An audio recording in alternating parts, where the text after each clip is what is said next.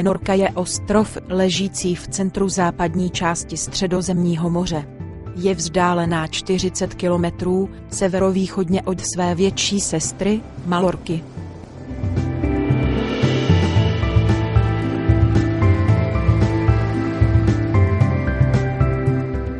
Menorca je druhý největší ostrov Baleárského souostroví. Je menší, skromnější a zatím i méně navštěvovaná než Malorka. Nejvyšší hora je Monte Toro, vysoká 375 metrů. Na Menorce nejsou žádné dálnice, pouze hlavní silnice mezi Ciutadelou a Mahonem. Tato hlavní komunikace má celou řadu odboček na pobřeží a do okolních vesnic a letovisek.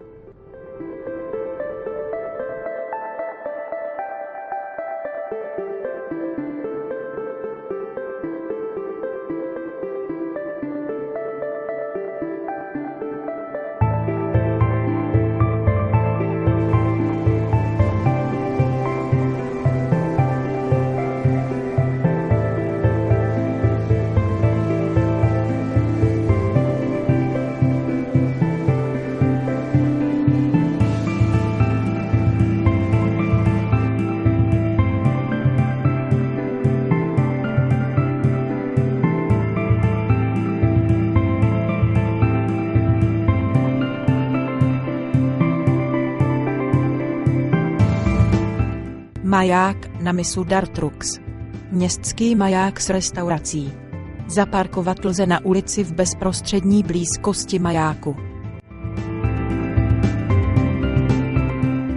V okolí majáku nečekejte žádnou divočinu, jen trochu skal.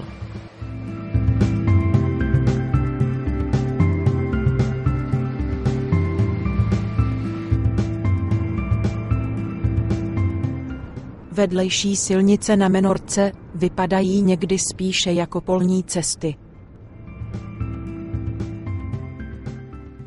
Přírodní parkoviště u pláží Cala Macarella a Cala Macarelleta.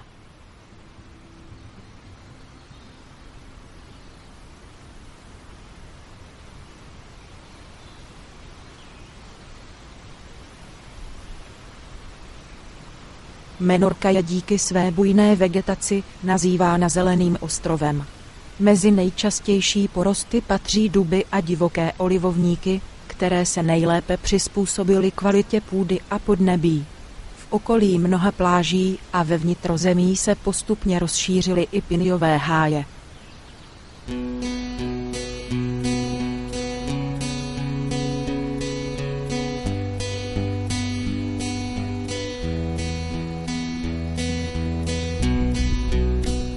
Cala Macarella je 75 metrů dlouhá, 60 metrů široká a je považována za jednu z nejkrásnějších pláží na Menorce. Obklopuje ji nádherná, panenská příroda. Okolní pínie poskytují dostatek stínu před poledním sluncem. Zajímavostí je ústí malé říčky, která protéká okolní roklí a vlévá se do moře. Mořské dno je písečné.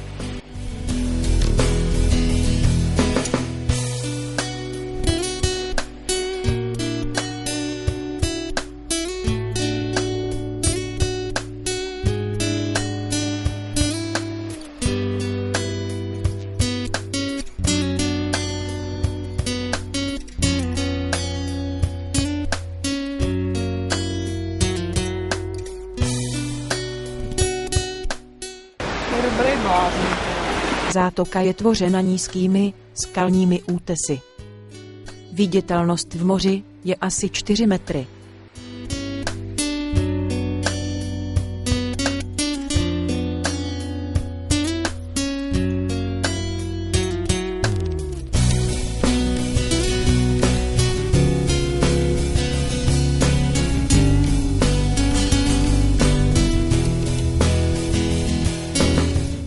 Pláž Cala Macarelleta je menší a klidnější než její sousední sestra. Je 30 metrů dlouhá, 55 metrů široká a je na ní obtížnější přístup. Vzdálená od Macarelly je asi 600 metrů po lesní stezce podél strmého převisu.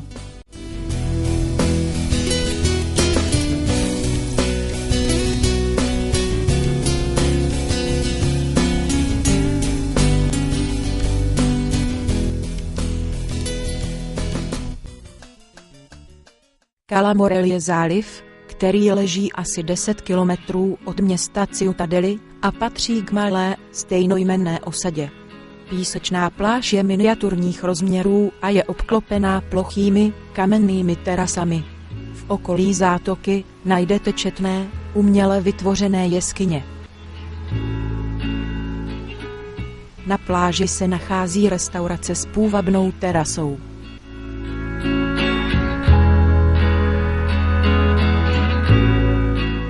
Okolí pláže a zálivu je poseto četnými, soukromými vilkami, jejichž bílá barva ostře kontrastuje s okolními skalami. Už ze silnice jsou vidět některé prehistorické skalní jeskyně, které byly osídleny asi před 3000 lety. Některé sloužily jako obydlí, jiné se využívaly k pohřbívání mrtvých. Je zde asi 20 jeskyň. K některým vedou schody nebo žebříky. Mnohé mají uprostřed prostoru ze statických důvodů podpěrný sloup. Často lze rozeznat místa určená na spaní a přípravu potravy, ale i zásobárnu na pitnou vodu, která byla přiváděna korytem ve skále.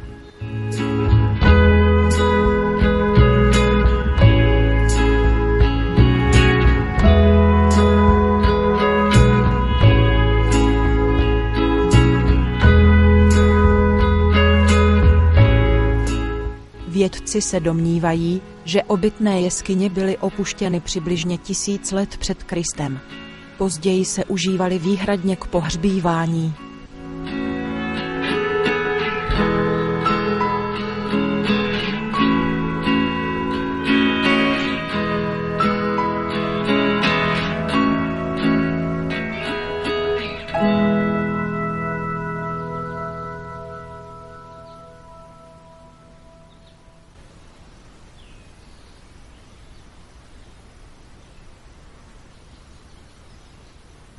Maják Punta Naty se nachází na severozápadním výběžku ostrova, uprostřed kamenité pustiny. Optická zařízení původně využívala olejových lamp s knotem, později petrolejových, v současnosti elektrických. Dnes je signalizace plně automatizovaná a používají se fotoelektronické karty, které nahrazují přítomnost strážce majáku. Velká část majáků již ztratila svůj původní význam a stala se tak pouhým symbolem pobřeží ostrova. Na pobřeží ostrova uvidíte často malé kamenné rotundy, které v minulosti sloužily jako strážní věžičky. Většina z nich byla postavena již v 16. století, kdy byla Menorca častým terčem nájezdů pirátů. V 18. století je využila při pozorování situace na pobřeží také britská vojska.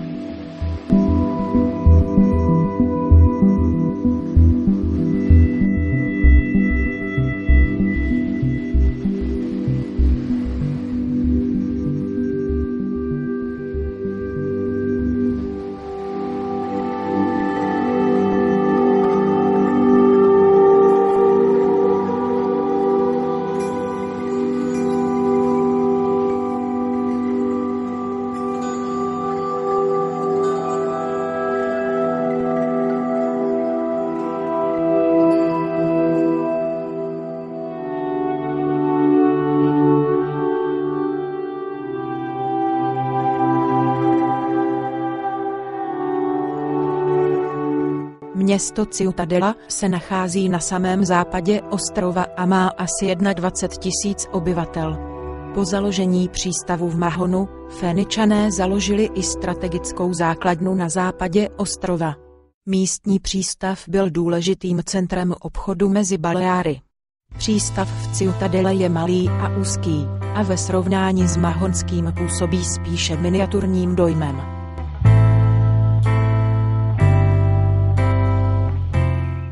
Chceš vědět něco o Naveta de Tudor? Jedna z nejslavnějších prehistorických památek na Menorce se nachází asi 6 km východně od silnice na Ciutadelu Poblíž hlavní silnice směrem na Mahon. Z hlavní silnice je cesta vyznačena. Kamenná stavba určená k pohřbívání připomíná loď. Slovo naveta pochází z navé neboli loď a je údajně 3 až 4 tisíce let stará.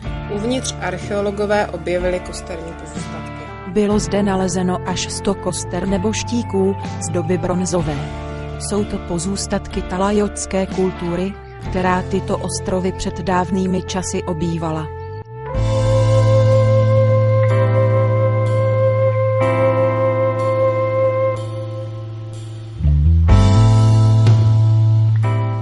Dalšími pozůstatky této kultury jsou takzvané tauly. Jsou to pravěké stavby a mezi jedny z nejzachovalejších patří Torre Trencada.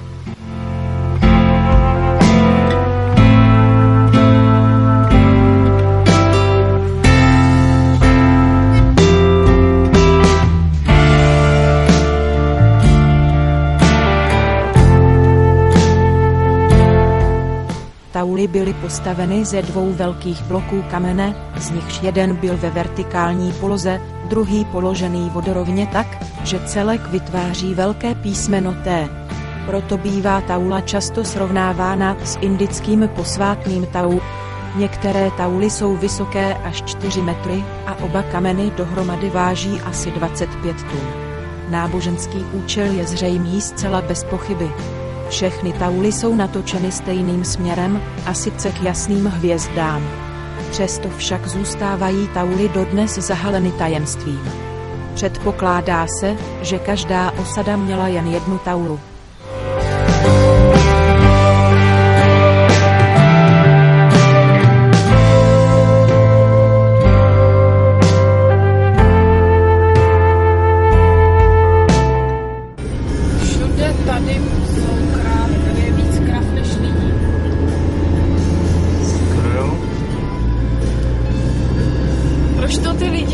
Proč jim to někdo nevysvětlí, že to nemusí? Protože to je krásný.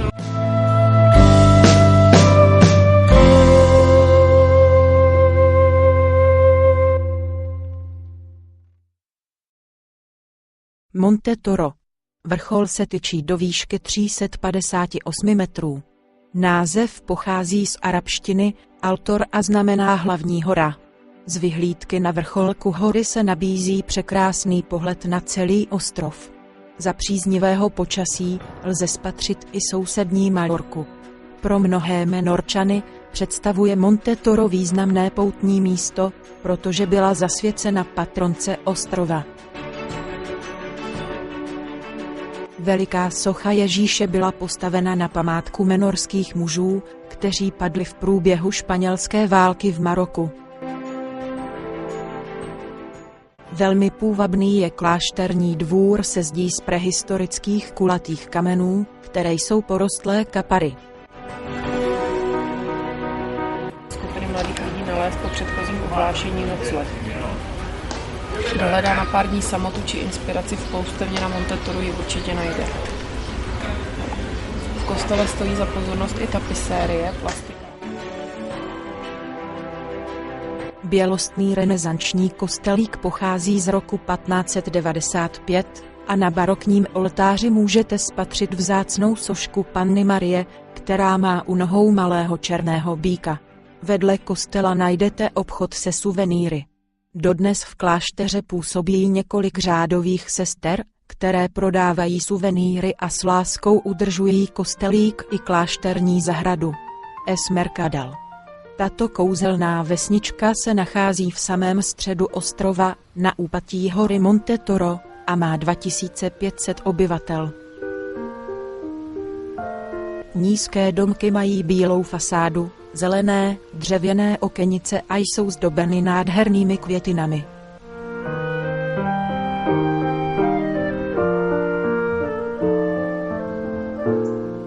Cap de Cavalleria.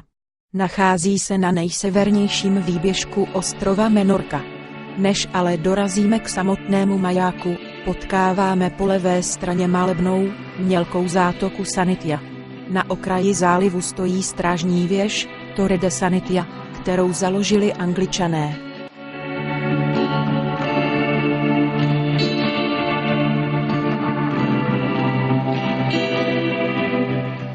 Pokračujeme dále na sever, až k majáku na mysu Cavalleria. Bezprostřední okolí stavby je sice oploceno, ale z okraje útesu se nabízí nádherný pohled na moře a severní pobřeží. Nalevo uvidíte malý ostrůvek, vedle majáku se tyčí příkrý skalní útes mys Cavalleria, který se ostře svažuje do moře. Mys je 90 metrů vysoký a je nejvyšším a nejsevernějším bodem menorského pobřeží. V okolí majáku je možno vidět volně pasoucí se kozy, které příšerně smrdí.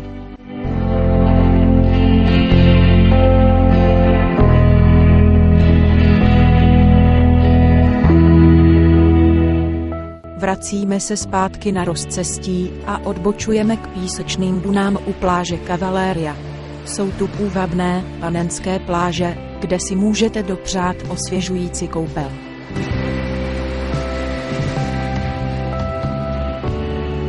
Vlny v moři tu dosahují obrovských rozměrů, takže jsou rájem pro surfaře.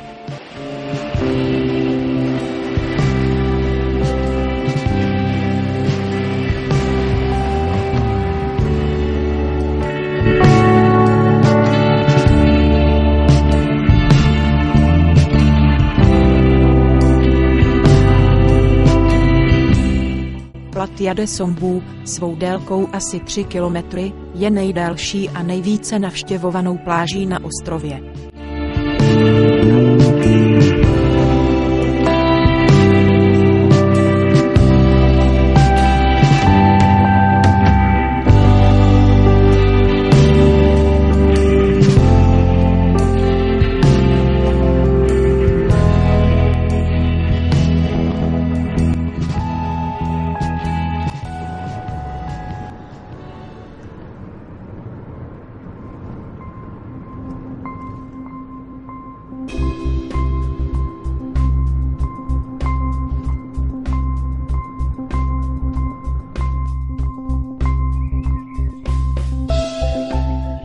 Na nejhezčí panenské pláže se většinou můžete dostat pouze pěšky, po dobrodružně vypadajících prašných cestách.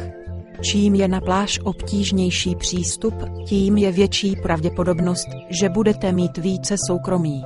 Odměnou za váš sportovní výkon bude romantika a okouzlující přírodní scenérie. Tak jsme dorazili do džungle.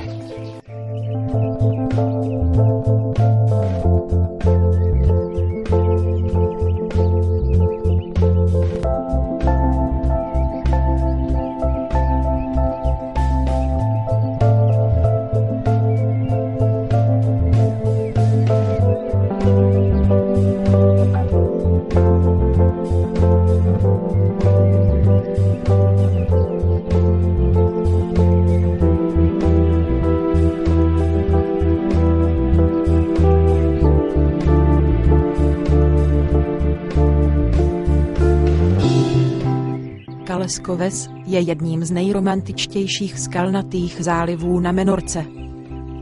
Ve skále nad zátokou je možno vidět asi 100 jeskyní z doby bronzové. Několik z nich bylo v 60. letech 20. století obýváno skupinkami hippies.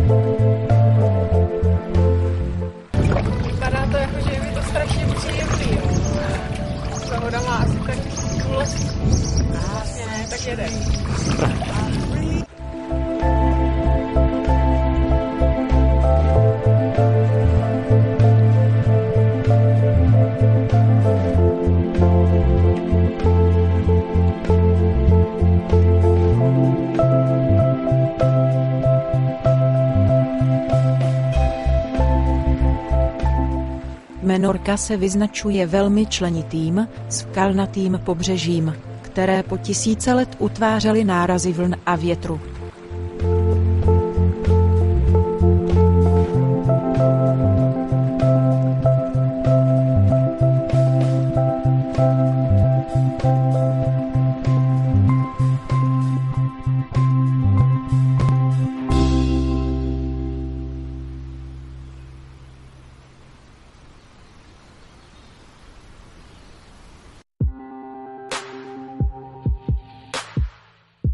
Cala en Porter je malé městečko s urbanizovanou pláží, která je jednou z nejstarších na ostrově.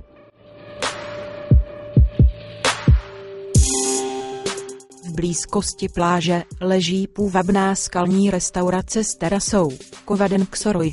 Přes den slouží jako restaurace, v noci se mění v diskotéku. Jedná se o jedno z nejznámějších a nejnavštěvovanějších míst na Menorce. Tyto skály, vonící mořem a vzduchem, stráží svou impozantní krásou legendu milostného příběhu.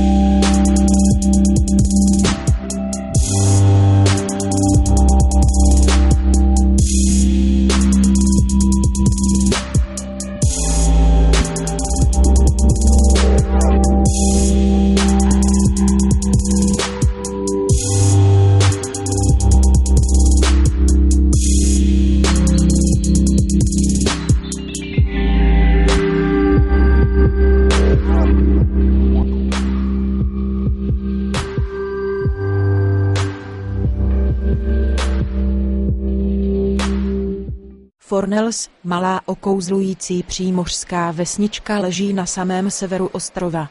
Rybářský přístav vznikl přirozenou cestou a je chráněn okolní zátokou. Torre de Fornells je jednou z několika obranných věží, posetých po celém pobřeží ostrova. Tato byla postavena v letech 1801 až 1802 v době britské nadvlády, aby střežila vstup do přístavu Fornells.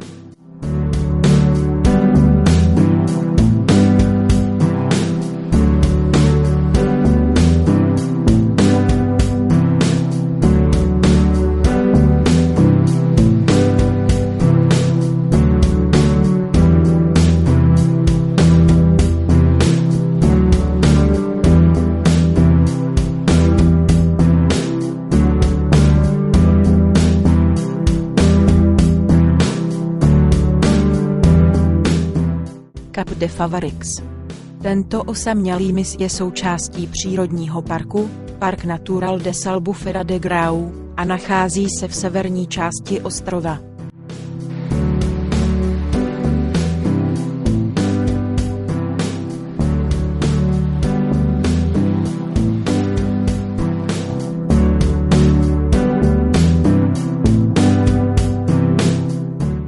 Tento park je strategicky důležitým místem pro stěhovavé ptáky, kteří zde přerušují svou cestu na jih.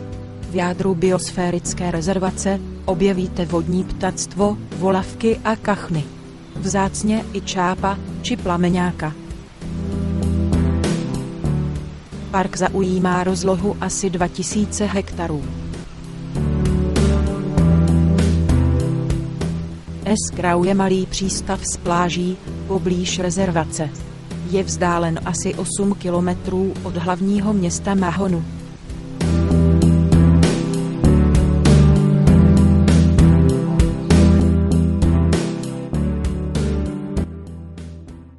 Alayor je třetím největším městem ostrova.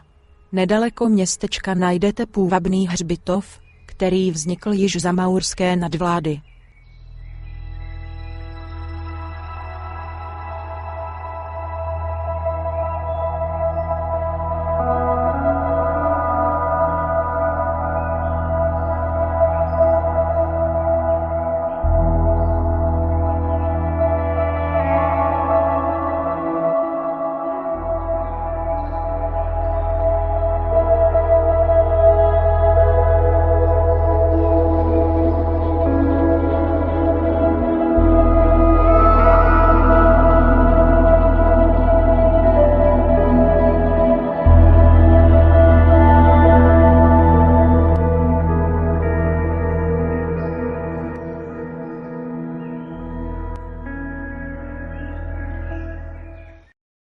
Ciutadelu údajně založili asi před 3000 lety Féničané.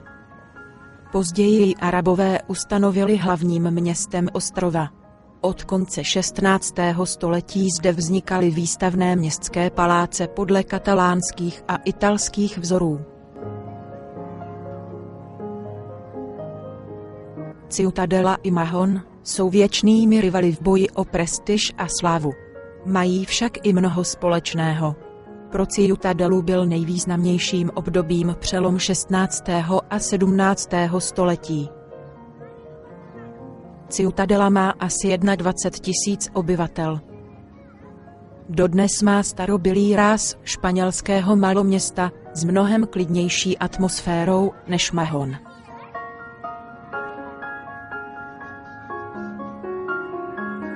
Mělká a úzká zátoka, která nemůže konkurovat mahonskému přístavu, byla zřejmě důvodem, proč Britové nakonec přesunuli hlavní město do Mahonu.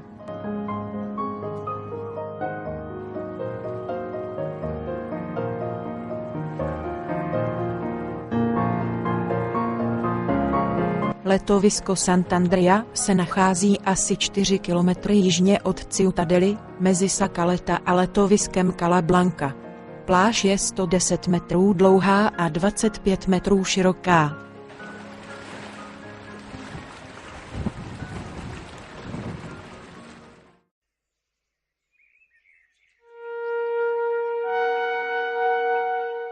Litika. Oblast se nachází asi kilometr od centra Ciutadely. K obnovení těžby pískovce v těchto lomech došlo v roce 1994.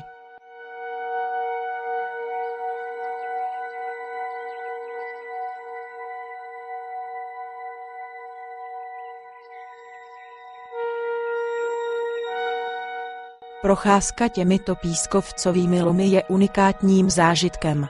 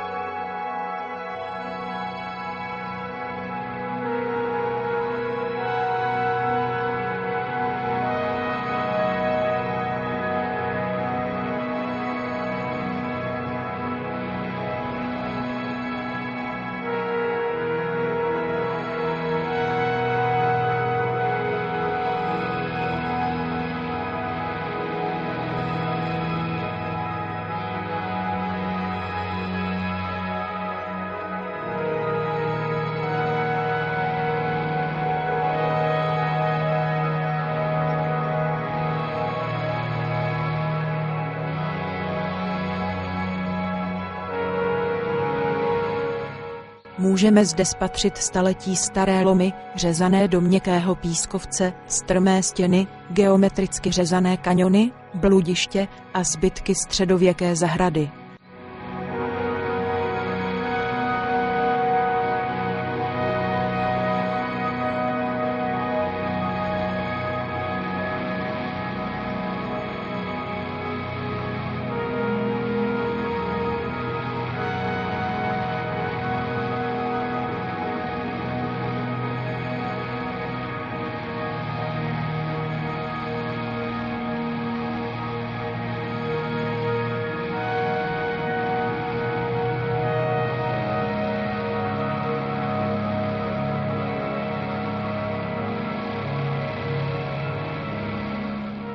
Pláž Calan Turqueta byla pojmenována podle tyrkysové barvy moře.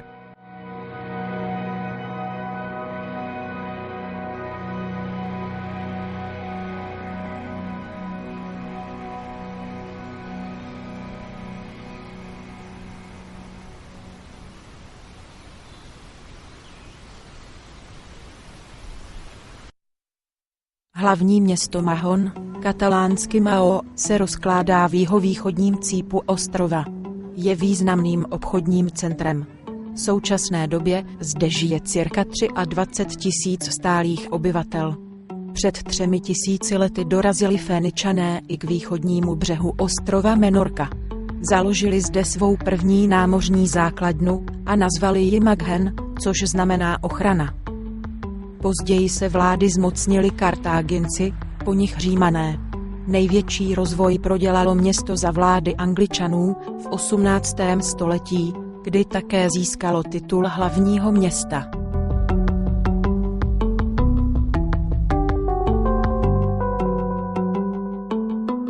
Mahonský přístav patří mezi nejatraktivnější místa na ostrově. Bývá považován za jeden z nejdelších přírodních přístavů na světě. Je téměř 6 kilometrů dlouhý, 1,2 kilometry široký, 18 až 40 metrů hluboký. Délka pobřeží přístavu je asi 20 kilometrů. Přístav má tvar fjordu a je nejlépe chráněným přírodním přístavem v celém Středomoří. Právě proto se stal za britské nadvlády v 18. století domovským přístavem anglické vojenské flotily.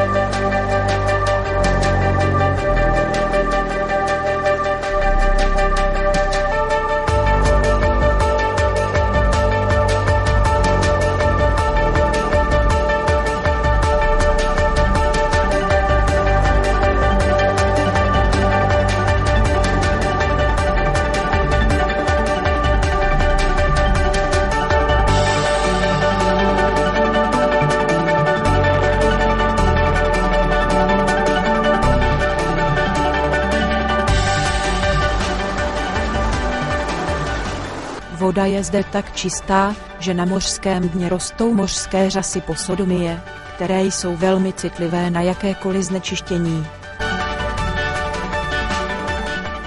Ostrov s lazaretem, La Isla de Lazareto, je největším ze 3 ostrovů. Leží u ústí přístavu. V 19. století sloužila místní nemocnice pacientům nakaženým cholerou. V současnosti je využívána jako rekreační zařízení pro zaměstnance z oblasti zdravotnictví z celého Španělska.